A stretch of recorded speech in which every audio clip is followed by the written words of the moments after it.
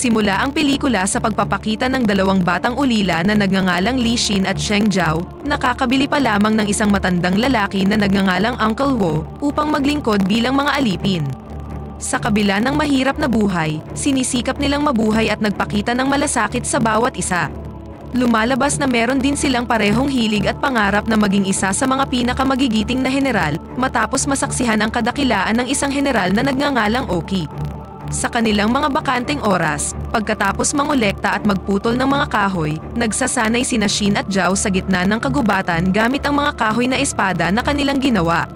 Sa paglipas ng mga taon, palagi silang nagsasanay ng magkasama upang pagbutihin ang kanilang mga fighting skills at sanayin ang kanilang liksi.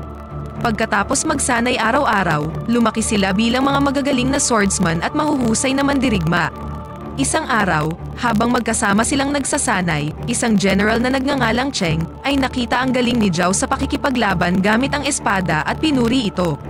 Kinabukasan, pumunta si General Cheng sa bahay ni Uncle Wo at ipinaalam na nagsasagawa ang Royal Kingdom ng recruitment upang maghanap ng mga royal soldiers mula sa iba't ibang rehiyon. Ang layunin ng kanyang pagpunta ay makita si Uncle Wo at humingi ng pahintulot na payagan siyang dalhin si Zhao sa kaharian upang sanayin bilang isa sa mga espesyal na sundalo ng kaharian. Bagamat si Xin ay hindi nakakuha ng parehong pagkakataon kagaya ni Zhao, masaya siya sa alok at sinuportahan ang kaibigan sa pagkamit ng kanyang pangarap. Noong gabing yun, bago sila maghiwalay ng landas, naglaban sina Zhao at Xin gamit ang espada sa huling pagkakataon at nangako sa bawat isa na ipagpapatuloy ang pagtupad sa kanilang mga pangarap. Desidido si Xin na magsanay ng mas mabuti upang mapantayan ang galing ni Zhao at upang maging isang royal soldier at maging one step closer sa kanilang pangarap na maging isang mahusay na general. Sa mga sumunod na araw, sinimulan na ni Xin ang mahirap na pagsasanay upang pagbutihin ang kanyang sword fighting technique. Dahil sa kanyang mahigpit na pagsasanay, mas lalo pang nag-improve ang kanyang kakayahan sa pakikipaglaban, nang madali niyang nahati ang isang malaking bato gamit lang ang kanyang kahoy na espada. Makalipas ang ilang araw, nang nagpapahinga siya sa kanyang kubo, nagulat si Xin sa pagdating ni Zhao na merong malubhang sugat. Habang nanghihina, ipinaliwanag ni Zhao na nagkaroon ng kudeta sa kaharian kung saan ang nakababatang kapatid ng hari ay nagpadala ng isang asasin upang patayin ang hari. At sa kaguluhang ito, isinakripisyo si Zhao ng mga royal officials sa pamamagitan ng paghirang sa kanya upang magpanggap bilang hari. Bago mamatay, inutusan niya si Xin na pumunta sa isang nayon na nakapaloob sa mapang dala niya. Ipinaliwanag niya na makakakilala si Xin ng isang hukbo sa nayon na maaaring magsanay sa kanya upang maging isang mas malakas na mandirigma. Nang gabing yun, tumakbo si Xin ng napakabilis patungo sa nayon na binanggit ni Zhao. Ngunit habang nasa daan, napaligiran siya ng isang grupo ng mga thugs, kaya't kailangan niyang labanan ang mga ito.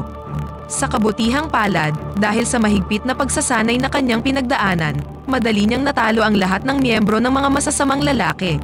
Matapos ipagpatuloy ang paglalakbay, sa wakas ay nakarating na si Xin sa kanyang destinasyon at natagpuan ang isang maliit na kubo na kasalukuyang tinitirhan ni Haring Yuan, matapos siyang tumakas sa kaharian. Ipinaliwanag ni Haring Yuan kay Xin na sadyang dinala ni General Cheng si Zhao sa kaharian dahil meron siyang mukha na halos kamukha ni Haring Yuan. Nais nilang lokohin ang mga royal officials na nagtaksil at nagsagawa ng kudeta kasama ang kanyang nakababatang kapatid na si Prinsipe Reggie. Sa kabilang banda, pumunta ang ilang royal army sa bahay ni Uncle Wo at nakita ang walang buhay na katawan ni Zhao. Ang kasabwat ni Prince Reggie na si General G ay na-realize na ang taong pinatay niya noon ay hindi si Haring Yuan kundi isang karaniwang tao na nagngangalang Zhao. Samantala, nang malaman ni Xin na nilinlang at isinakripisyo ng kaharian si Zhao, nakaramdam siya ng matinding galit kay Haring Yuan. Habang sila'y nagtatalo, biglang nagpakita sa kanilang hideout ang isang assassin na ipinadala ni Prinsipe Reggie at balak niyang patayin ang hari. Inudyok ng assassin si Xin na patayin si Haring Yuan dahil utos ito ng mga royal officials na siya ring nagpapatay kay Zhao. Ngunit sa halip na pakinggan ang mga salita ng assassin, inatake siya ni Xin dahil naghinala siya na ang assassin ang pumatay sa kanyang kaibigan. Matapos ang isang matinding labanan gamit ang iba't ibang nakamamatay na pag-atake, sa wakas ay nagawang patayin ni Xin ang assassin. Pagkatapos ng laban, bumalik siya kay Haring Yuan at ipinahayag ang kanyang pagkadismaya dahil hindi niya pa rin matanggap ang pagkamatay ni Zhao. Ngunit sinubukan siyang pakalmahin ni Haring Yuan at pinaalam na ang lahat ng paghihirap na naranasan ni Zhao ay isang sakripisyo para iligtas ang buong kaharian. Ipinaliwanag ni Haring Yuan na kailangan niyang manatiling buhay upang ang kapangyarihan ng hari ay hindi mahulog sa kamay ng kanyang kurap at napakalupit na nakababatang kapatid, dahil kapag nangyari ito, ang kaharian ay tiyak na mawawasak. Hinikayat ni Haring Yuan si Shin na sumama sa kanya upang bumuo ng bagong hukbo at bawiin ang trono kay Prinsipe Reggie upang hindi mapunta sa wala ang sakripisyo at pagkamatay ni Zhao. Sa kabilang banda, nakaramdam ng sobrang galit si Prinsipe Reggie matapos matanggap ang balita na buhay pa si Haring Yuan. Dahil dito, inutusan niya ang kanyang mga kasabwat na asasin na tugisin ang kanyang nakatatandang kapatid. Kinabukasan, habang naglalakad sina Haring Yuan at Shin sa kagubatan, bigla silang inatake ng isang asasin na gumagamit ng poisoned needle bilang sandata.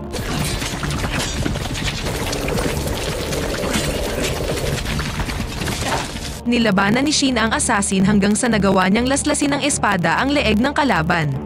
Matapos matagumpay na mapatay ang asasin, bigla siyang natumba at nawalan ng malay dahil sa pagtama ng poisoned needle sa kanyang katawan.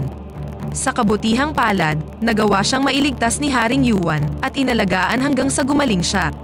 Nang magising si Shin mula sa kanyang pagkakatulog, nagulat sila sa presensya ng grupo ng mga Royal Army na biglang pumasok sa kanilang hideout.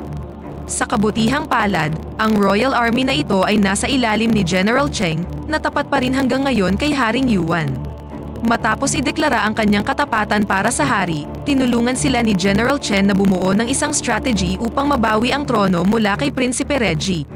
Sa kabilang banda, kahit hindi pa naman nagtatagumpay si Prinsipe Reggie na maipapatay si Haring Yuan, nagpasya na siyang ideklara ang sarili bilang bagong hari sa harap ng buong hukbo ng kaharian. Samantala, nag-alala si Haring Yuan dahil kakaunti lamang ang hukbong meron siya, kumpara sa hukbong hawak ngayon ng kanyang kapatid. Pinayuhan siya ng general na makipagkita sa mga Mountain Tribe at humingi ng tulong sa kanila sa pagbuo ng isang mas malaking alyansa ng hukbo. Nang marinig ito, pumayag si Haring Yuan at agad na inutusan ang buong hukbo na simulan na ang paglalakbay patungo sa Mountain Tribe. Matapos dumaan sa isang mahabang paglalakbay, sa wakas ay nakarating na si Haring Yuan at kanyang hukbo sa border region ng Mountain Tribes. Ngunit pagdating nila doon, hindi sila tinanggap ng maayos na mga tribo at sa halip ay ginawa silang mga bihag. Pagkatapos makaharap ang pinuno ng tribo, ipinarating ni Haring Yuan ang kanyang intensyon at hiniling na tulungan siyang mabawi ang royal throne na hawak ngayon ng kanyang nakababatang kapatid. Tinanggihan ng mga pinuno ang kanyang kahilingan dahil pinagtaksilan sila noon ng mga royal officials na ikinamatay ng maraming miyembro ng kanilang tribo. Ayaw sumuko ng ganoon kadali ni Haring Yuan, kaya humingi siya ng tawad sa lahat ng miyembro ng tribo para sa mga pagkakamaling nagawa ng mga nakaraang royal official. Nang marinig ang sinseridad sa paghingi niya ng tawad, nagpa siya ang pinuno ng Mountain Tribe na patawarin na siya at tulungan siyang mabawi ang trono. Ang mga Mountain Tribesmen ay makikipag-alyansa sa kanyang hukbo upang atakihin ang palasyo ng hari. Pagkatapos nito, si Haring Yuan at ang iba pa ay nagsimula ng gumawa ng strategy para salakayin ang royal forces mula sa iba't ibang direksyon. Ipapadala niya sina Shin at General Cheng bilang pinuno ng unang hukbo, habang siya naman ay magbabalat kayo bilang miyembro ng Mountain Tribe at magiging pinuno ng pangalawang hukbo kasama ang tribesman at tribe leader. Kinabukasan, pagkatapos makarating ng Mountain Tribe at ng hukbo ni Haring Yuan sa kaharian, nakaharap ng Mountain Tribe leader ang commander ng kaharian at sinabing sasali ang kanyang buong tropa sa hukbo ng kaharian ni Prinsipe Reggie. Nang marinig ang mabuting hangarin ng mga Mountain Tribesmen, pinahintulutan sila ng Royal Commander na makapasok sa kaharian. Pagkatapos ng lahat, ang mga Mountain Tribesmen at hukbo ni Haring Yuan ay matagumpay na nakapasok sa kaharian at agad na inatake ang mga sundalong nagbabantay sa may gate. Pagkatapos nito, inutusan ni Haring Yuan si Shin at ang unang hukbo na dumaan sa lihim na ruta, habang siya naman at ang pangalawang hukbo ay susugod sa pangunahing ruta kasama ang mga pinuno ng tribesmen. Nang makapasok, nagsimula ang isang napakalaking labanan sa pagitan ng mga Mountain Tribe at mga sundalong dumidepensa sa kaharian. Gamit ang husay sa pakikipaglaban at pisikal na lakas ng mga Mountain Tribesmen, nagawang talunin ni Haring Yuan ang karamihan sa mga royal soldiers. Sa kabilang banda, kinailangang labanan ni Shin at ng unang hukbo ang isang napakalakas na higanteng halimaw upang makalusot sila sa lihim na daanan. Bagamat sa simula ay tila nahihirapan silang talunin ang halimaw. Kalaunan ay nagawang patayin ni Shin ang halimaw sa pamamagitan ng isang napakalakas na sword technique gaya ng ginawa niya noon sa malaking bato. Hindi nagtagal, si Shin at ang unang squad ay nagawa ng makapasok sa palasyo ng hari upang patayin si Prinsipe Reggie. Gayunpaman, mayabang at relax lang na nakaupo si Prinsipe Reggie sa trono at tinawag ang isa sa mga pinakamagaling na general sa kaharian na si General G. Hinamon si Shin sa isang one-on-one duel laban kay General G at tinanggap naman ng ating bida ang hamon ng walang pag-aalinlangan. Naging matindi ang labanan sa pagitan ng dalawa dahil pareho silang merong kahanga-hangang kasanayan at husay sa pakikipaglaban gamit ang mga espada. Gayunpaman, mas malaki ang ipinakitang tapang at determinasyon ni Shin kaysa kay General G, kaya sa huli, si Shin ang nanalo sa laban. Matapos makitang napatay si General G sa kanyang harapan, nagpasya ng tumakas si Prinsipe Reggie mula sa palasyo. Ngunit sa harap ng mga pintuan ng palasyo, napaligiran na siya ni Haring Yuan at ng hukbo ng Mountain Tribe. Hindi nahirapan si Haring Yuan na labanan si Prinsipe Reggie dahil madali niya itong napatumba gamit lang ang isang patama. Hindi nagtagal, ang pinakamalakas na general ng karatig na kaharian na si General Oki ay lumapit kay Haring Yuan at tinanong kung bakit niya kailangang makipaglaban. Sumagot si Haring Yuan na kailangan niyang bawiin ang trono upang ang kapangyarihan ng hari ay hindi maabuso ng mga traidor. Layunin niyang pag-isahin ang lahat ng kaharian sa Japan upang lumikha ng hustisya at kapayapaan para sa lahat ng kaharian. Nang marinig ang kanyang paliwanag, pumayag si General Oki sa kanyang kagustuhan at nangakong tutulungan siyang ipatupad ang kanyang layunin. Gayunpaman, ang isa sa mga royal generals na tapat pa rin kay Prinsipe Reggie ay hindi matanggap ang tagumpay ni Haring Yuan at agad na inutusan ang kanyang mga alagad na atakihin sina General Oki at Haring Yuan. Ngunit nang may buong kumpiyansa, madaling natalo ni General Oki ang lahat ng mga sundalo gamit lang ang isang pag-atake. Nang makita ito, ang general na sumusuporta pa rin kay Prinsipe Reggie ay labis na nagalit at kumilos upang atakihin si Haring Yuan. Sa kabutihang palad, mabilis na pinigilan ni Shin ang pag-atake ng general at direktang ipinatama ang kanyang espada, na naging dahilan ng pagkamatay ng general. Ang mga kabayanihang aksyon ni Shin ay pinuri ni General Oki, at sinabi na balang araw ay magiging isa si Shin sa pinakamalakas na general sa kaharian. Matapos purihin si Shin, umalis na si General Oki at ang kanyang tropa sa kaharian. Ngunit bago umalis, ibinigay ni Shin ang kanyang pangalan at hiniling sa kanyang tandaan niya ang kanyang pangalan. Ngayong natalo na si Prinsipe Reggie at patay na ang lahat ng mga traidor na general, ipinagdiwang ni Haring Yuan, ng Mountain Tribe, at ng kanyang hukbo ang kanilang tagumpay dahil matagumpay nilang naagaw ang trono mula sa taksil na prinsipe. Bago umalis ang pinuno ng Mountain Tribe sa palasyo ng hari, binigyan niya si Shin ng isang Sword of Pride bilang gantimpala sa kanyang ipinakitang katapangan.